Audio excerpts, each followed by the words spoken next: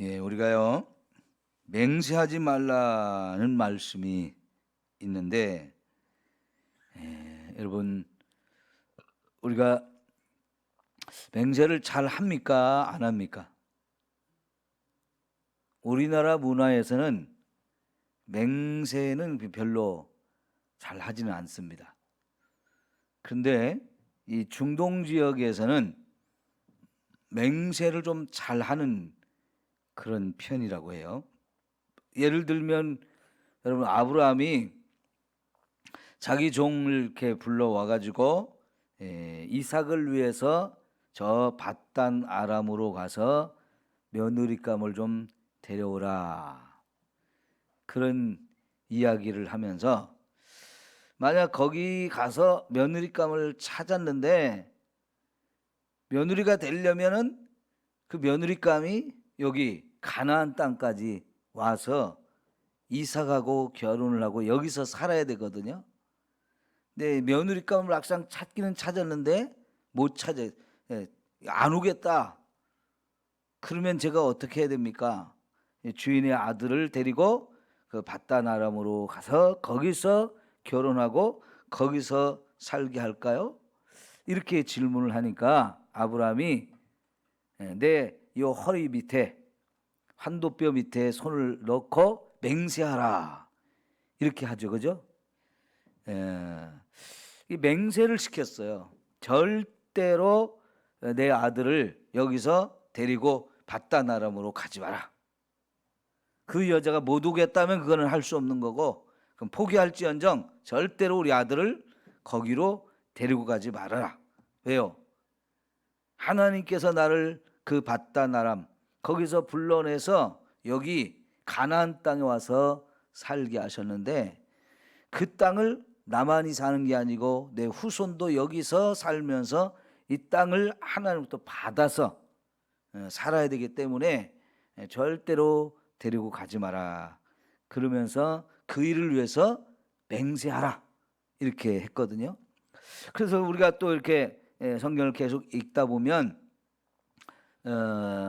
야곱이나 이삭이나 요셉이나 맹세를 한 경우들이 여러 번 우리가 찾아볼 수 있어요.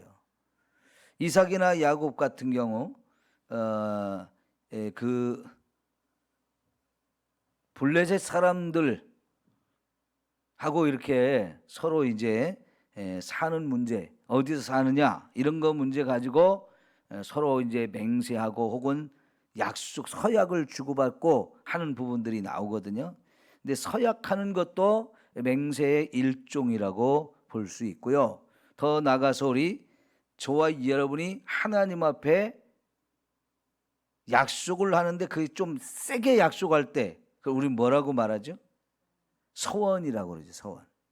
이런 것도 다 여기에 포함되는 건데요. 이런 거 함부로 해서는 안 된다 하는 거죠. 그리고 했으면 어떻게 되는 거예요? 반드시 지켜야 되는 거예요. 근데 우리나라는 그런 걸 맹세라는 말은 좀 잘 안 쓰는데 좀 비슷한 표현이 뭐가 있냐면, 그런 일이 있으면 내 손에 장을 지진다, 뭐 이런 표현이 있죠. 그죠? 이 장을 지진다는 거는 진짜 여기다 불 속에 집어넣어 가지고 태운다는 얘기인데요. 그죠? 이런 말 함부로 하면 안 되는 거잖아요. 근데 절대로 그런 일은 없다고, 아주 장담을 하면서 내 손에 장을 지지겠다고. 근데 나중에 보면 실제로 그런 일이 있거든요. 그죠? 그러면 어떻게 한 겁니까? 이거 말을 너무 지나치게 해가지고 실수한 거예요. 그래서 사람들이 너 장 지져! 막 이러면서 따지고 드는 경우가 있거든요. 그러니까 너무 지나치게 함부로 장담을 하고 막 큰 소리 치고 이러는 거 하지 말아야 되는데, 보통의 경우에 우리가 어떤 때 맹세라 뭐 이런 장을 지진다 하거나 이렇게 장담을 할까요? 예? 결혼식 할 때도 서약이라는 걸 하죠. 이것도 이제 거기에 하나의 일종이라고 볼 수 있는데, 우리가 이렇게요, 뭔가 막 맹세를 하고 장을 지진다고 막 장담을 하고 뭐 이런 거 왜 하느냐면 사람들이 내 말을 좀 안 믿어주는 것처럼 느껴질 때, 그죠? 내 말을 안 믿어주고 또 혹은 내가 이걸 막 아주 세게 더 강조하고 뭐 이럴 때 이제 이런 표현들을 좀 과장되게 해서 막 이렇게 나갈 때가 있어요.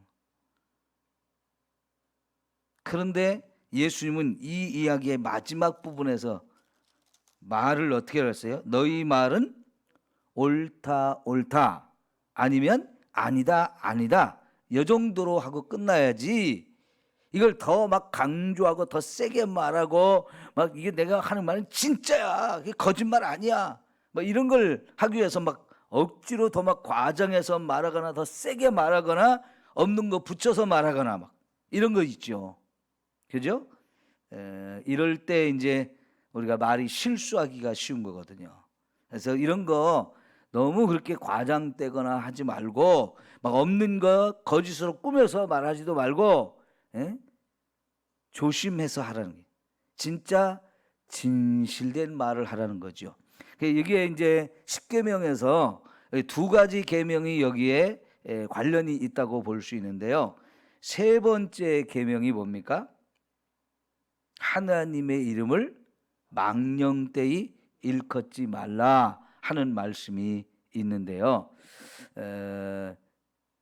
예를 들면 맹세하는데 내가 하나님의 이름을 걸고 맹세한다 이렇게 하는 사람이 있는데요.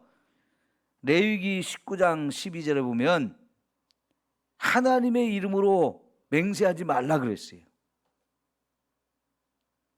내가 말을 하는데, 내 입으로 내가 말을 하는데 내 생각을 말하고 내가 속에 있는 그것을 말하는데 굳이 하나님의 이름까지 걸고 맹세를 한다?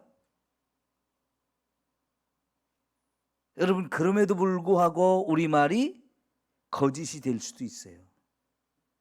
그러면 어떻게 되는 겁니까? 그러면 그건 하나님의 이름을 망령되이 일컬은 것이 되어져요. 하나님의 이름을 욕보이게 하는 거예요. 그래서 하나님께서는 우리가 말을 할 때 내가 진심이다, 내가 하는 말이 정말 이게 거짓이 아니고 나 좀 믿어줘, 이걸 강조하기 위해서 굳이 하나님의 이름까지 이렇게 걸고 맹세한다? 이런 걸 하지 말라고 그랬어요. 잘못하면 우리가 그렇게 해서 하나님의 이름을 욕되게 할 수 있거든요. 그래서 이게 첫 번째, 세 번째 계명으로 여기에 어길 수 있기 때문에 맹세를 함부로 하지 말라는 거고요. 또 계명 중에 아홉 번째 계명을 보면 거짓 증언하지 말라 하는 말씀이 있어요. 거짓 증언하지 말라. 이제 법정 같은 데서 증언을 할 때, 다른 사람한테 내가 뭔가 증언을 했을 때, 증언할 때 틀림없다고, 내가 그거 본 거 맞다고, 응? 내가 두 눈으로 똑똑히 봤다고, 그러면서 이제 막 아주 내가 하는 말이 진실이라는 걸 강조하다 보면 여기서 맹세를 할 수도 있어요. 근데 이제 거기서 거짓말을 하면서 이게 믿어달라고 막 그럴 때 맹세라는 걸 할 수도 있는데, 그래서 거짓 증언하지 말라는 말씀, 혹은 그것이 거짓말하지 말라는 말씀이 되기도 하는데, 이 말하고도 연결이 되어지는 거예요. 우리가 말을 할 때 정말 실수하지 않고 진실만을 말할 수 있는 이게 정말 필요하거든요. 여러분, 저와 여러분의 말이 거짓을 해서도 안 되고, 거짓은 아닐지라도 너무 과장을 하거나 또 막 진심이라는 걸 강조하기 위해서 막 좀 뻥튀기를 하거나 이러면서 이제 우리가 말이 더 이제 실수가 되어지기 쉬운데, 그런 걸 하지 말라는 거죠. 야고보서를 보면 우리가 말에 실수가 없으면 온전한 사람이다 그랬어요. 그만큼 말이라는 게 참 어렵습니다. 그죠? 입에서 한번 뱉은 말은 엎질러진 물과 같다고 그러잖아요. 수습하기가 어려워요. 근데 그 거짓말을 하게 되면 그 거짓말을 진짜인 것처럼 만들기 위해서는 최소한 10번 이상의 거짓말을 또 해야 된대요. 예? 내가 이 거짓말을 말했는데 이걸 저 사람이 진짜인 것처럼 믿게 만들려면 10번 이상의 거짓말을 또 해야만 사람을 설득할 수 있고 그 사람이 어느 정도 믿어주는 상황이 되어줄 수 있다는 거예요. 그러니까 여러분, 거짓말 한 번 하게 되면 그것이 얼마나 더 많은 거짓말을 불러오는가 하는 것을 우리가 이해할 수 있거든요. 그래서 이 성경에 보면 말에 관한 얘기가 참 많이 나오고요. 특별히 그런 말에 관한 이야기들 나올 때면 다 우리가 실수하는 경우를 말해요. 근데 우리의 말은 진실을 말해야 된다. 진실을. 자, 우리 마태복음을 지금 피고 있으니까요. 12장을 한번 가봅시다.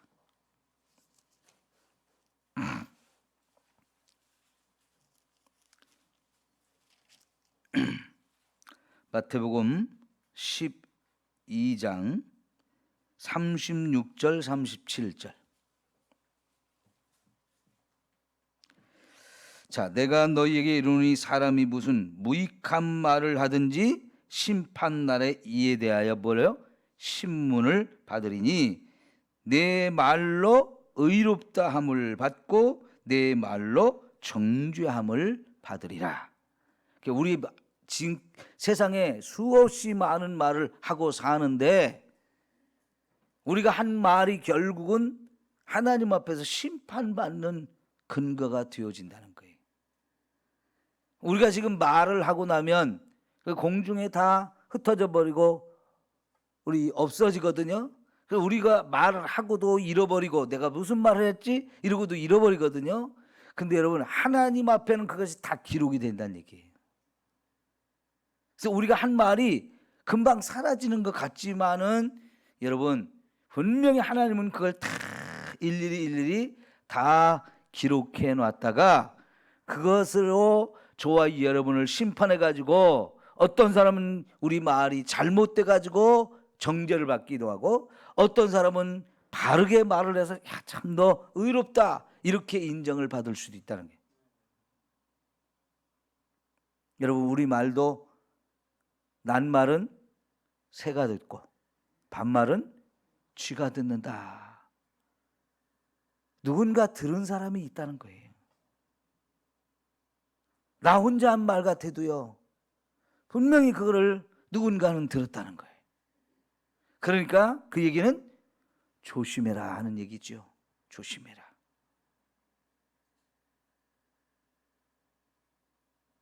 여러분, 성경에는 말에 관한 얘기도 참 많은데요. 시편 5편에 보면 나의 말에 귀를 기울이시사 내 심사를 통촉하소서. 하나님이 내가 하는 말을 다 귀 기울여 듣고 계신다는 것을 다윗은요 인정하면서 내가 하는 말 하나님 다 좀 들어주세요. 내가 괴롭고 답답하고 속상해서 하는 말, 그는 하나님께 기도하는 거잖아요. 때로는 탄식도 하고 때로는 절망도 하고 때로는 원망도 하고 근심도 하고 이런 다양한 말들이 우리 입에서 쏟아져 나오는데 그거 하나님이 다 들으시고 결국은 우리가 말한 대로 행하신다는 거죠. 우리가 가데스 바네아에서 가나안 땅을 정탐했던 그 10명의 말을 하나님이 들으셨을 때 난 너희가 하는 말을 다 들었다. 그리고 너희가 말한 대로 할 거다. 그런 말씀하셨잖아요. 근데 하나님이 들으신 말씀이 뭐예요? 그 땅에 대한 불평이고 원망이고 우리는 거기 못 들어간다. 거기는 거인들이 살고 있어서 우리 그 앞에 서면 메뚜기 정도밖에 그런 존재밖에 안 되기 때문에 우리 절대로 그 땅에 못 들어간다. 알았어. 내가 너희들 말 들었으니까 너희들 진짜 못 들어가게 할 거야. 근데 여호수아하고 갈렙은 무슨 소리냐, 하나님이 우리 편인데 저놈들이 아무리 거인이라 할지라도 저 우리 밥이야, 하나님이 들어보내시면 우리 얼마든지 들어갈 수 있으니까 여러분 걱정하지 말고 갑시다. 그랬던 두 사람은 그들이 말한 대로 진짜 들어가게 해주셨잖아요. 그래서 우리 말이 얼마나 중요한지, 하나님께 한 말이든지 사람에게 한 말이든지 다 중요해요. 그래서 우리가 말을 할 때 정말 진실만을 말할 수 있는 저와 여러분이 되어지기를 축원합니다. 자, 여러분, 지금 여러분이 아멘이라는 말을 했어요. 아멘, 이게 뭔 뜻입니까? 맞습니다. 그 말이 맞습니다. 그렇게 되어줄 줄 믿습니다. 나도 동의합니다. 나도 그렇게 생각합니다. 나도 인정합니다.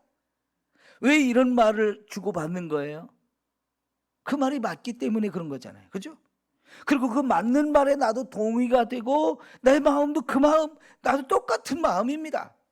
인정이 되는 거예요. 그리고 우리가 그 말이 진실이기 때문에 반드시 그렇게 될 줄 믿습니다 라고 하는 건데요, 보통의 경우에 이 아멘이라는 것은 말 끝에 쓰는 말이에요. 제가 그렇게 될 줄 믿습니다 하고 말하면 여러분도 아멘 이렇게 말 끝에 하는 거죠. 그런데 여러분, 예수님은 이 아멘이라는 말을 하기 전에 시작하는 때 이 말을 많이 사용했어요. 그거를 우리말로 번역할 때는 어떻게 번역했느냐면, 내가 진실로 너희에게 이르노니 이렇게 표현을 했어요. 보통의 경우에는 아멘이라는 말을 마지막에 이렇게 사용을 했는데, 예수님은 그 마지막에 사용하던 아멘이라는 말을 시작하는 첫 부분에 아멘 아멘 하면서 예수님이 말씀을 시작했는데, 그 말은 결국은 내가 너에게 진실을 말한다, 그러면서 그 다음 말을 이어갔거든요. 그러니까 예수님은 말씀 한마디를 해도 그 말씀이 참으로 진실된 말씀만 하셨어요. 왜 그래요? 그분이 하나님이시기 때문에 그런 거예요. 예수님의 입에서 나오는 모든 말씀은 다 진실이죠. 그래서 내가 곧 길이요 진리요 라고 말씀하실 수 있는 거예요. 하나님이시니까. 하나님의 입에서 나오는 모든 말씀은 진실인 거지요. 하나님이, 그래서 오늘 우리가 말을 자꾸 할 때 하나님 말씀을 자꾸 배워서 그 말씀을 내 마음에 새겨놓으면, 그 말씀을 새겨놓은 사람은 입에서 말씀이 새겨진 대로 나오는 거죠. 진실이 자꾸 나올 수 있는 거예요. 그런데 이 말씀이 쌓이지 아니하고 죄가 쌓인 사람은 그 말을 할 때도 쌓인 죄가 나오니까 남을 죽이는 말, 남을 비난하고 욕하는 말, 남을 미워하고 원망하는 말, 거짓된 말, 남을 속이는 말들이 자꾸만 나오는 거지요.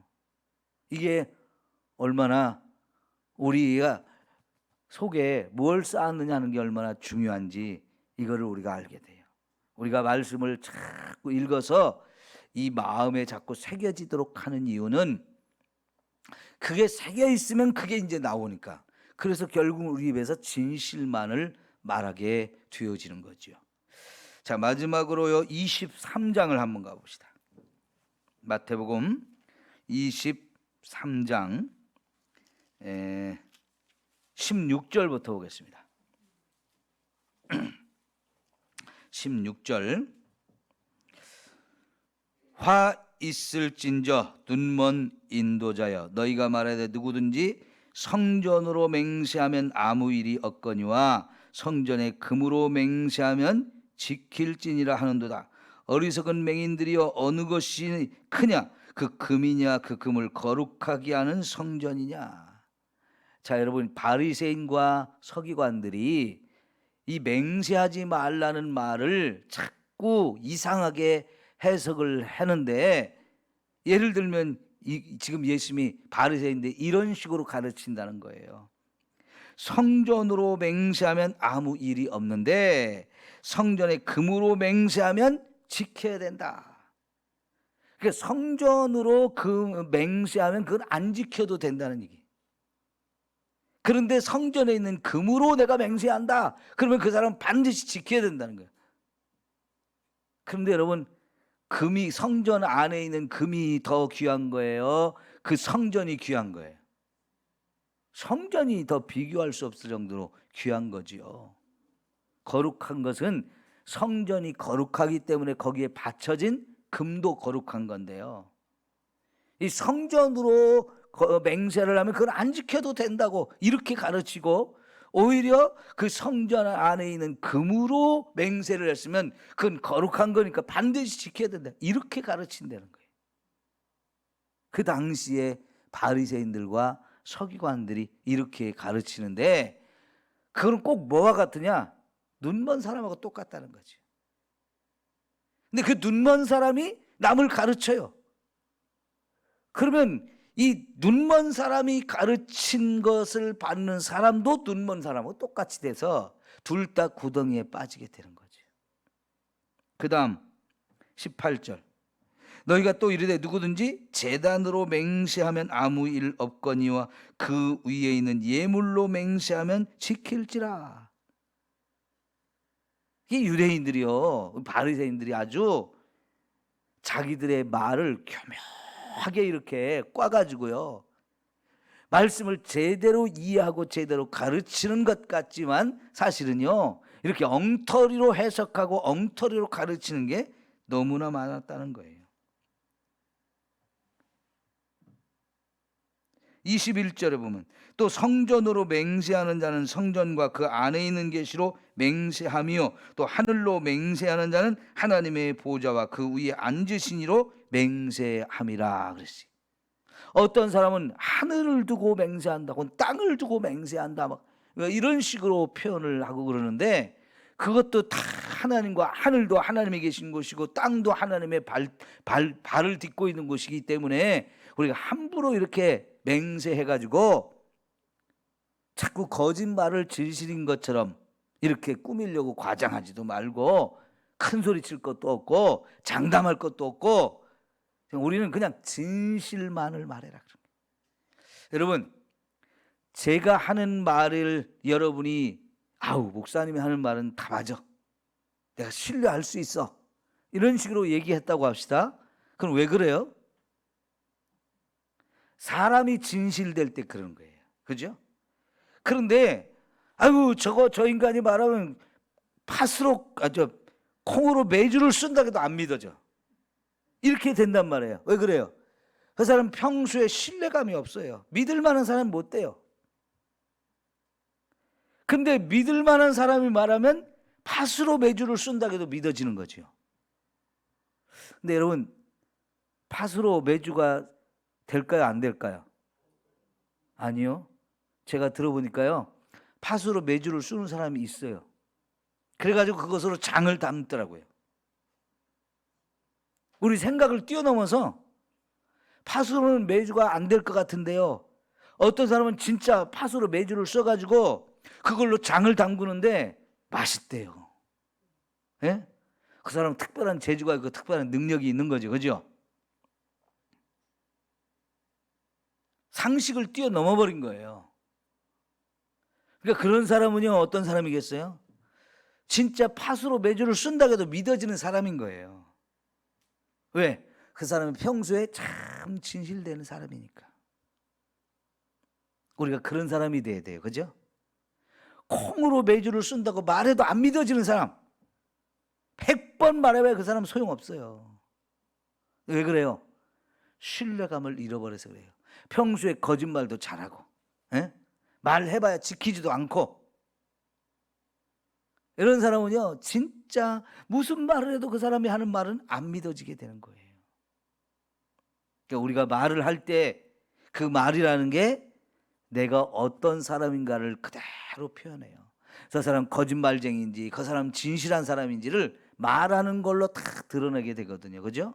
그러니까 우리가 이 말이라는 게 얼마나 중요한 것인가 우리가 생각하면서 정말 진실만을 말할 수 있는 저와 여러분이 특별히 우리가 예수 믿는 사람으로서 이 세상 안 믿는 사람들 사이에서도 정말 저 사람은 교회 다니는 사람인데 예수 믿는 사람인데 무슨 말을 해도 다 믿을 수 있어.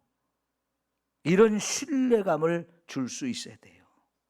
그래야 여러분이 우리의 말로 가서 복음을 전할 것이고 그 전하는 복음이 사람들에게 저 사람이 말하니까 저 사람 말대로 교회 가서 예수를 믿어보고 싶다.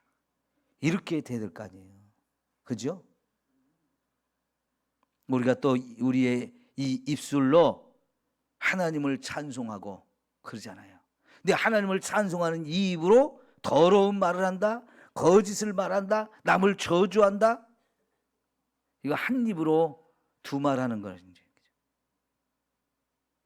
쓴물도 나왔다, 단물도 나왔다 그러면 안 된다는 거잖아요. 그죠? 단물이 나오든지 쓴물이 나오든지 둘 중에 하나만 해야 되는데 이제 그 말은 결국 예수 믿는 우리는 우리의 입에서 항상 단물만 나올 수 있는 사람들을 살리는 말, 사람들을 축복하는 말, 사람들을 격려하고 위로하고 소망을 줄 수 있는 말, 사람을 생명의 길로 인도할 수 있는 복음을 전하는 저와 여러분의 입술이 되어야 할 줄 믿습니다. 기도합니다.